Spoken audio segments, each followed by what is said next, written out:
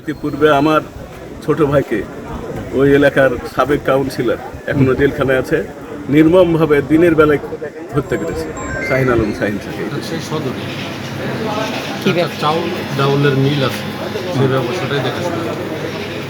যে আমার চিকিৎসার ওষুধ কিনতে আমার 2বার মেডিকেল ভিসা ছিল, সেই ভিসাটা শেষ হওয়ার পরে ট্যুরিস্ট ভিসা দিয়েছিল, সে সঙ্গে চাচাও যাচ্ছিল। 5 তারিখ যত সম্ভব, 5 তারিখই যত সম্ভব আমার বাড়ির ঘর যা কিছু আছে পুড়িয়ে টুড়িয়ে একবারে টোটাল আমার চেম্বার বাড়ি ঘর একেবারে তছনছ করে দিয়েছে। আমার বিজনেস আছে, ব্যবসা বাণিজ্য আছে, সব কিছু আমার